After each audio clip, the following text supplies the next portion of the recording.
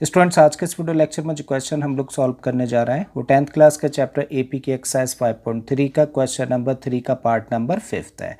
इसमें दिया है हम लोगों को in an AP given that d equal to 5 S9 equal to 75 then find the value of a and A9।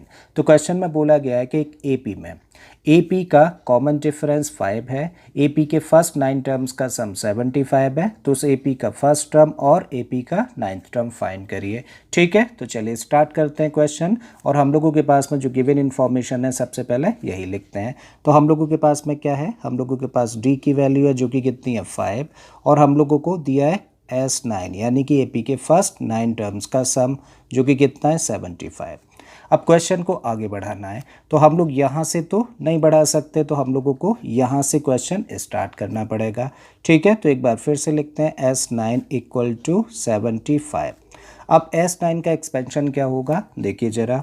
Sn का एक्सपेंशन होता है n/2 2a plus n-1 into D. अब इस फॉर्मूले का यूज़ करके हम लोग इसको एक्सपेंड कर देते हैं। तो देखो n के प्लेस पे क्या है 9, और क्या होता है फॉर्मूला n/2, मतलब इसको क्या लिख सकते हैं 9/2, फिर 2a plus n-1 into D. तो लिखिए इसको 2a प्लस n के प्लेस पे कितना है 9-1 इंटू डी इक्वल टू 75।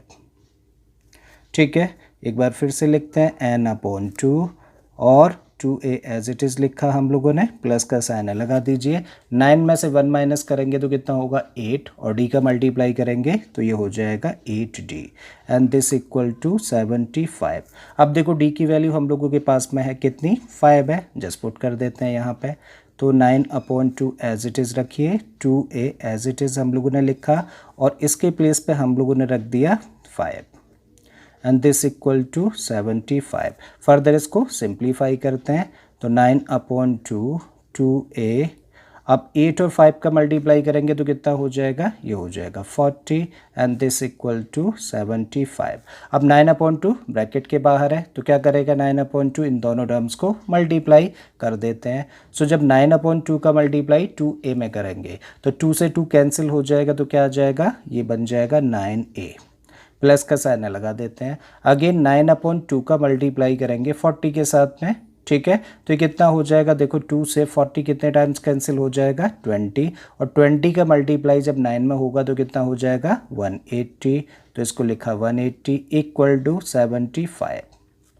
हमें यहाँ से a चाहिए, तो इस 180 को ट्रांसपोज कर देते हैं। ठीक है, तब इसको लिख सकते हैं हम लोग 9a इक्वल टू 75, और ये ट्रांसपोज होके माइनस में जाएगा, माइनस का 180, तब इसको लिखा जा सकता है 9a इक्वल टू, अब देखो 75 माइनस 180 कितना होगा, माइनस का 105। ठीक है, अब a यहीं पे रखते हैं, 9 को ट्रांसपोज कर देते हैं, तो फिर a इक्वल टू कितना हो जाएगा, माइनस का 105 अपॉन 9, कैंसिल आउट कर देते हैं 3 से जब इसको कैंसिल करेंगे तो ये 35 टाइम्स कैंसिल हुआ, 3 से ये 3 टाइम्स। इसका मतलब a की वैल्यू निकल के आती है कितना, माइनस का 35 अपॉन 3।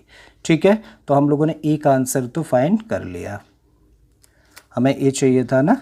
और क्या चाहिए हम लोगों को, A9 की वैल्यू। सो नाउ A9, अब A9 क्या होता है, an देखिए ज़रा, an होता है a plus n-1 into D, ये nth टर्म निकालने का फॉर्मूला है। तो हम लोगों को कौन सा टर्म निकालना है, 9th टर्म, तो क्या होगा इसका expansion a plus 9-1 into D, ऐसा लिख सकते हैं। रख दीजिए a की वैल्यू, अब तो जानते हैं ना हम लोग कितनी है, माइनस का 35/3 प्लस 9-1 का मतलब 8, और डी की वैल्यू ऑलरेडी है हम लोगों के पास में कितनी 5, तो यहाँ पे हम लोगों ने रख दिया 5। देखिए कितना हुआ, माइनस का 35/3, और 8 और 5 का मल्टीप्लाई करेंगे तो बन जाएगा 40।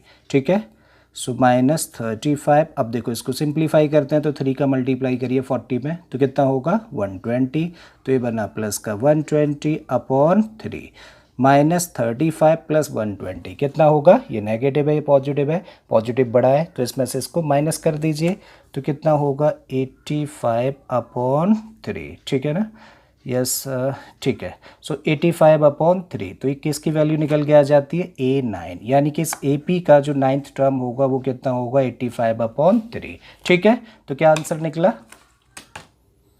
देयरफॉर क्या निकल के आता है हम लोगों का, A की वैल्यू तो कितनी निकल के आई -35/3, एंड जो दूसरा आंसर था यानी कि A9 वो कितना है 85/3, और यही क्या है आंसर है इस क्वेश्चन का। ठीक है, आई होप स्टूडेंट्स क्वेश्चन आपको समझ आ गया होगा। अगर ऐसा है तो प्लीज़ वीडियो को लाइक कर दें, चैनल को सब्सक्राइब कर लें, और इसी तरीके के बाकी वीडियोस के लिए आप मेरी प्लेलिस्ट में चले जाइए। इस तरीके के बहुत सारे क्वेश्चंस मैंने ऑलरेडी अपलोड किए हैं। फिर से आता हूँ एक नए क्वेश्चन, एक नए कॉन्सेप्ट के साथ में। Till then keep learning and thank you for watching this video.